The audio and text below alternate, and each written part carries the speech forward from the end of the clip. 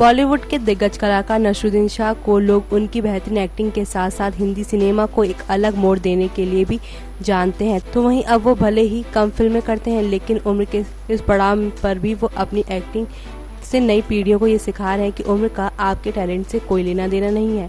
आपको बता दें, 14 अप्रैल को आ रही उनकी फिल्म बेगम जान में नसरुद्दीन शाह की बेहतरीन एक्टिंग फिर से एक बार आप सभी को देखने को मिलेगी। तो वहीं इस फिल्म में एक नहीं, दो नहीं, बल्कि 11 एक्ट्रेस एक साथ आप सभी को बड़े पर्दे पे दिखाई देने वाली हैं। खैर, ये बात तो रही उनकी आने वाली फिल्म की, लेकिन क्या आपको पता है कि एक्टर नसरुद्दीन शाह की फिल्म अ वेडनेसडे के बेस पर ही एक बुक बनी है जिसका नाम है टुमारो 2, और इसके लॉन्च में उन्होंने शिरकत की है और फिल्म से लेकर बुक के बारे में उन्होंने कई सारी बातें कही हैं। तो देखिए हमारी report. And ensuring its preservation for posterity. In the national consciousness, cinema always had a low level of priority. The taboos attached to the profession ensured that few people considered wasting their time in preserving films. A lack of awareness and understanding thus led to the wanton destruction of the country's film heritage. One such film happened to be Alam Ara, the first Indian talkie which is still not traceable. When we contacted him 2 years before his death, Ardeshir M. Irani, the maker of the film, and the man who brought sound to Indian cinema, told us that he had kept some reels of the film in his office room at Imperial Studio, now Jyoti Studio. But his son Shapurji took us aside and confided, "The old man still thinks the reels are lying around in his office, but I know for certain they have been disposed of as junk. I myself did it as they were creating a fire hazard." What a pity. The man had no idea that he had allowed one of the most important historical records of Indian cinema to be destroyed.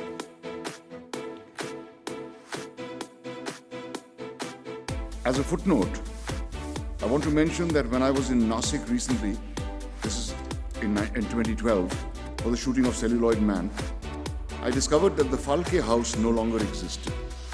A commercial complex had come up in its place. Searching for the prints of other silent films made in India was an even more Herculean task.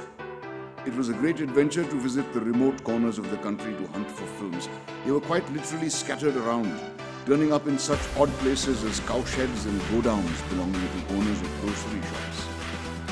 A few reels of Indian silent films were also found in foreign locations.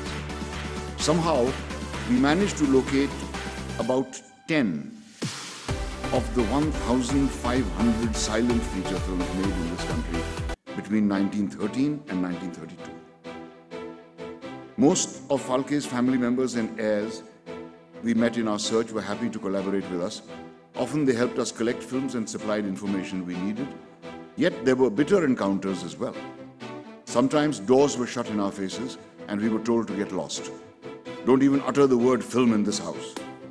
Our father lost all the family property in making films and we have yet to recover from the loss. Then there was the time a grocery shop owner told us, "Yes, I have a wooden box containing some old films lying in my attic. By the way, how much can you pay?" We asked to look at the box, but he would not show it, despite repeated requests. "First tell me how much you are offering, then I'll show you." I told him I needed to have a look at the material to find out whether the reels were intact or had deteriorated and turned to powder. When he refused to relent, his son took me aside to a corner and confided, "It's difficult to argue with the old man. Wait for some time. I'll see to it that the box comes to the film archive." A couple of years later, after the death of the old man, the box was deposited at the archive. Unfortunately, by that time, most of the reels had been damaged and we could salvage only a couple of films. Muraliwala and Sati Savitri, both produced in 1927 by the Maharashtra Film Company, directed by Babu Rao Painter. Then there is another chapter which I consider very significant, which is called The Neglected Projectionist. And this illustrates Nair Saab's attitude to cinema and explains his lifelong obsession, passion, unending romance with the medium. Going to the cinema is entertainment for many, but for me it was different. Of course, the entertainment element was there to a limited extent, but it was just incidental. After the initial thrill of the flickering images and accompanying sounds, I settled down to something serious. It may seem rather strange, but cinema going to me was more of an obsession, like going to the temple.